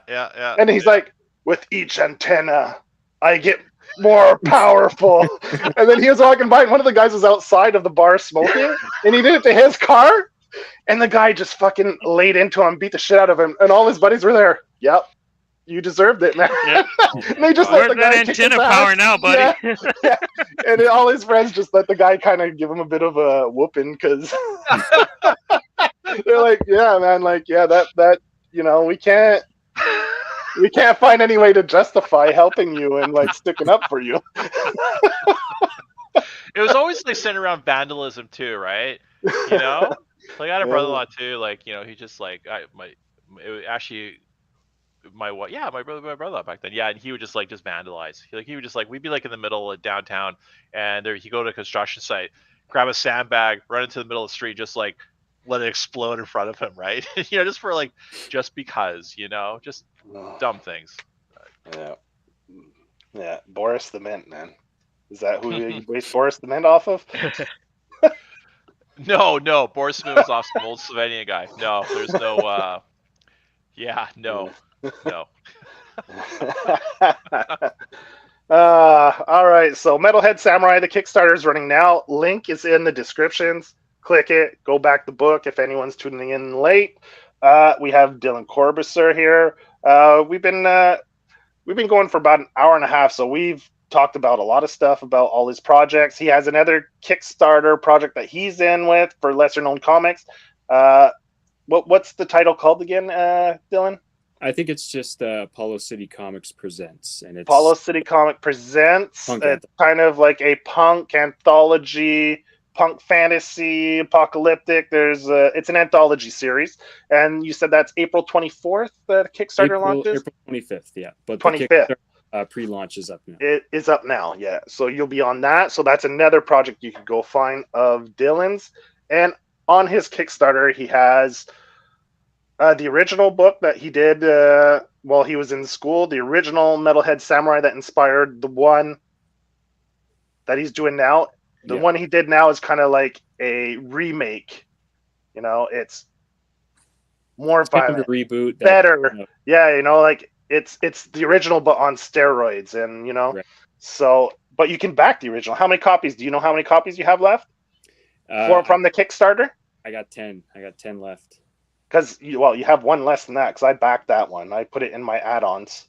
So you have I put up 9 or less. I think three were taken. So you have 7 left. So if you want the original, there's 7 left. So when you go back this book on Kickstarter, there's only 7 left, and that's it, right? There's none. That's it. No more. That's it. Yeah. That's it. So 7 left. So if you want to, I definitely back that one because I'm curious. I want to put the 2 books side by side. So I back that tier. And man, like there's t-shirts. You have t-shirts up on your Kickstarter. Pretty cool one with the samurai with his tongue sticking out. Adrian did like a poster flyer type thing that's going to be a stretch goal, right? Isn't that? Yeah, Adrian, I wanted to get him to do a stretch goal for me, and he had this idea to do a gig poster. And I mean, what better subject matter to do a gig poster for than Metalhead Samurai? Kind of a the kind of thing you'd see, downtown on a post. So that's a stretch goal. Adrian did his collage work, and I'm going to be printing those off. Yeah, definitely has that old school vibe, that hardcore do it yourself, DC hardcore vibe, like from flyers from back in the day. It's pretty cool. Yeah, I dug it, man. And Adrian's got that background in collage work, so man, it was like a perfect. Those are trophies too, right? Yeah, like old, 8.5 by 11 shitty photocopy flyers, right? Those are like I said, they were treasures, right? And a lot of people collect those, and those are great. And it's funny, it's like there are some that are just absolutely awful, right? But they're just so gorgeous, just kind of like hands. Who's the guy on Instagram that he does all his work in that style? It's I can't think of his name, but anyway, he does all his artwork is all in that style. He does like comics. I think he did a cover or a section in Matt's book, the Tales to Enlighten. I think he got him to do one of the short stories in there, and I can't wait to see that, to see what he came up with in that style. So yeah, it should be pretty cool. Yeah. So anything you want to plug that we might have forgot to touch on, Dylan, man? Like anything you want to shout out, or? You know what? I do want to give a shout out to a band. I'm repping their merch right now, Power of Evil. Okay. You may have seen in the comic book, I did get permission from the band to put their logo and references in the book. Nice. An old friend of mine is the vocalist in the band, and they're going to be playing some shows, I think, around town soon. Excellent music. Another band that is just up there with the rest that inspired me to write the comic. So shout out to Power of Evil. I do have another project coming out sometime soon. It's a local one from Edmonton. It's going to be another anthology. I did a story. It's called Fishing with Thor, and it's kind of like an Edmonton kind of outback country version of Thor, and he's he's just chilling out in a boat, throwing back some beers with his friend Hamir, and he fights the big world serpent, Jormungandr. That'll be coming out sometime in the near future. Will that be a Kickstarter, or is that like a self-published thing? I don't know. I don't think it'll be on Kickstarter. It's actually my old college instructor. I think he got funding from the Alberta Arts Council to put that one together. So that'll be coming out around town anyway, sometime this year. Cool. Yeah, you posted some images of that like earlier this year, I think. Yeah, really good, man. Like it's nice. It's you, but it's like it's definitely like a departure from Metalhead. Something a little bit more cleaner, a little more crisper about it, but just. I wanted to. There's this artist. His name is Gustave Doré, and he did all these illustrations for the Dante's Inferno book from like the 1800s or whatever. Yeah. And that it's just like it's like scratchboard, just lines everywhere. I did want to kind of mimic that kind of style. Yeah, it's taxing work, but it was fun. Yeah. No, I'm looking forward to it. It's really good. Cool. So Johnny, man, what you have anything else you want to touch on? No, I think we just about covered everything that I had. Nice. So let's. I was going to ask him about if Mateus was based on the character Iron Bar from Beyond Thunderdome, but Dillon already said it was based on his neighbor who walks his dog. So yeah. Anything? Any last questions or anything you want to plug or shout out, Adrian? No. I actually, you know what? I saw Dillon was about to like pull up an SNFU album. Oh yeah, you know what? I caught that bitch. I caught that. I did. Adrian. Yeah. Adrian, I'm almost ashamed that I haven't listened to these guys before because they're from Edmonton. They're from my hometown. So Adrian slapped some sense into me. I've jumped on the SNFU train and I'm hooked, man. They're just fantastic. Right? It's up to like, old fucks like me to like, help, carry on to the next the next generation of like the only band that matters, right? So was that the album you posted on Instagram? I think so. I posted another one. They did. They released an EP as well. Yeah, they released like 3 or 4. You gotta go back, buddy. You gotta hit like the first few albums right before they did the big breakup, and then they did the reunion tour in like 89, 90, and they released the Last of the Big Time Suspenders, which is like a live album, and then some B-sides and stuff like that. And well, I'll tell you what. When this was a while back, when you told me about the SNFU project, I was reading this comic called Shaolin Cowboy by Jeff Darrow. And I'm going through this comic. There's hardly any dialogue in this thing. It's just carnage, just flipping the page. It's just this guy with this stick and 2 chainsaws on the end. Yeah. And I'm like, well, fuck. Like, wouldn't it be cool to play some music while reading this comic? Mm-hmm. And Adrian just told me about SNFU, and so I was reading through this comic playing SNFU in the background, and I swear it was a better experience. And that's why the line, I have a line in the comic book that says, play your favorite heavy metal, and that's when all the carnage happens in the The comic. big action set piece, yeah, it's Yeah. glorious. Yeah, it's funny, like, when sometimes when I'm like laying out a page or a story, right, I always have a song in my head. You know what I mean? It's like, Right. it's funny with when I did, so I did a script for a Grad 83 side story, and I had the ending, and then the ending was fucking brilliant in my head, and it kicks into Dio's Rainbow in the Dark, Okay. and Ooh. anyway, so I remember afterwards we went to go see Thor Love and Thunder, right? That piece of shit.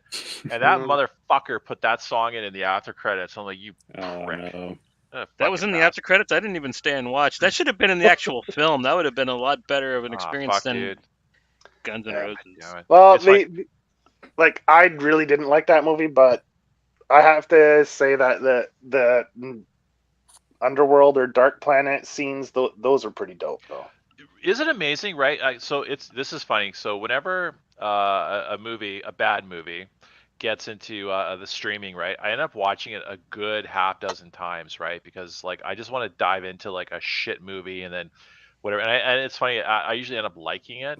So I've watched like Love and Thunder, I'd say about a good 4 or 5 times now, and it's Oof, amazing. I don't know. torture. It's becoming background, right? It's fucking terrible, Yeah. right? But when they get to that whole black Yeah, and white, that silver kind of whatever, yeah, fuck me, that man. was It's just awesome. like you had this the whole time. Why couldn't you have done this for the entire fucking movie, right? Like this could have been Or that something. tone, or Oh like my lord. It's just and the they wasted Christian Bale so badly in that movie. Like that was like, and I know they didn't want to like, make him look comic accurate because, it looks too much like Voldemort or some bullshit like that. But I'm like, it gives a fuck, right? I mean, no one likes Harry Potter anymore, right? well, I guess the game's doing pretty good, man. Apparently, right? Like, Yeah, I heard it was decent. yeah, Hmm. despite all the hate for the Yeah. author or whatever, and I don't Yeah. know. I don't even know what she said, to be honest. Like, I never followed. Well, I because don't want to get into it on air. Like, Okay, yeah, we okay. can talk about it after. I'll look it Yeah, up. I'll look it up. I have yeah. no idea. I'll look it up. So, it's a very sensitive subject. okay. It has to do with different kind of feminist movements and within the Oh, feminist movements. Yeah. okay. I'll Yeah. look into it. Okay. I have no idea, so I'm looking forward to finding out. Yeah. Yeah. So, man, Dylan, just like to say thank you for coming on. It was a pleasure meeting you, talking about your book, about your experience on how you got there, how you got this book made. It's on. I'll say it once again for all the viewers. Links in the description for the Kickstarter for Metalhead Samurai. Go click it. Go back it. We're almost back. I haven't checked since we've been on air there, but it was at 95%. So you're almost there. You're close to that finish line. You can see it. So Yeah. please, people, Smell go it. back this book. Smell it. Yeah, this weekend. Go back it. Let's get this book back by the end of the weekend. So Dylan will have a great weekend, man. And thanks for coming on. It was a pleasure talking to you. You dig all the same shit we dig. So, man, I mean, it was a blast having you on. And It'd be fun to man, have you come on one of our movie or music episodes that we do. yeah. Dude, Have I'd you be as a happy regular, to. have you as a Yeah. regular contributor like Adrian, because it's a lot of fun having you guys on and picking your brain about other topics besides just the comics. I appreciate it, man. I just want to thank you guys for having me on, giving me the platform to show off my book. And yeah, I had a blast today talking to you guys. You're Shout like out to 24 it. bucks away. 24 bucks. Like, 24 now? Yeah. yeah. Nice. So fuck. You'll be fine. You'll be fine. Someone, I had it. someone just needs to buy a T-shirt, man. Go and get a T-shirt. Boom. I added. Funded. I came back. I added a T-shirt today. So Yeah, I did. I bid. I did the dumb thing like I did with your with with your Kickstarter. I was like, oh, okay, I'll get that. And next thing I know, I'm like, oh shit, man, I just spent more than I should have. Except he doesn't have a vinyl, so I can't go on like the last That's 3 hours and add a vinyl onto it. Fucking pain in the ass. That's it. I was like, I was already spending too much on yours, and I was like, okay, I'm not gonna get the vinyl now, but in the last 3 hours, I think there was 2 copies left. I was like, if there's still 1 copy left with an hour left of the campaign, I'm gonna snag a vinyl.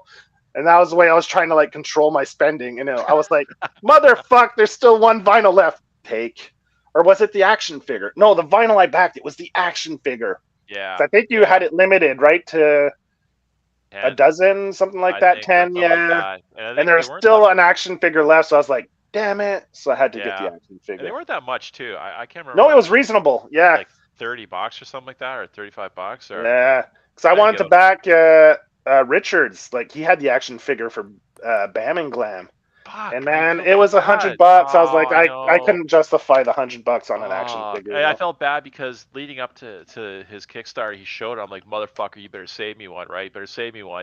And I'm like, Yeah. I look at the price, I'm like, oh, fuck. No, I just can't. Yeah, I I couldn't. I can't. thought they were going to be like 30, $40 like yours, and I was Fuck. like, it's Yeah, still expensive, yeah. but but yeah, I can't do 100 on That that. fucking guy is cranking out this book like it's like Yeah. he's Yeah, he's got it putting like it out almost as good as a actual release. You know what I mean? He's got yeah. it every 2 months. He's got one out. Yeah. So good on him. So yeah, no, I always support his Kickstarters every Mm. time. So Yeah, yeah, yeah. Yeah, Richard's Richard's awesome. the homeboy. Yeah. So then, yeah, So is Dylan. Dillon. You ever think about doing a Sammy, Metalhead Sammy figure? That'd be pretty cool with the little grubbits. Oh, yeah, that would be pretty cool. I'll write it down, man. Yeah. Adrian did that figure, so get in touch with Adrian's guy and see if. Sure. I got a guy. see if- I yeah, got a guy. He's in Adrian's got a Calgary. guy. He's in Calgary. Cool. So Yeah. That's just Yeah. right on the other side of the big tree, right? From Edmonton. I was open my window. You can probably see Calgary out my window. Yeah. Yeah. All right, man. So that's our episode. Dylan, thank you very much. Adrian, always a pleasure to have you on. I'll let Johnny lead us out. Yeah, on Tuesday we got Pat O'Malley coming on. Gonna have another interview for you in just a couple Oh, days. nice. Yeah, He's gonna Pop be Stars. talking about a Sweet. book that would cross over very nicely with this one, and yeah, that should be a lot of fun. So join us then. Until next time, check you guys later.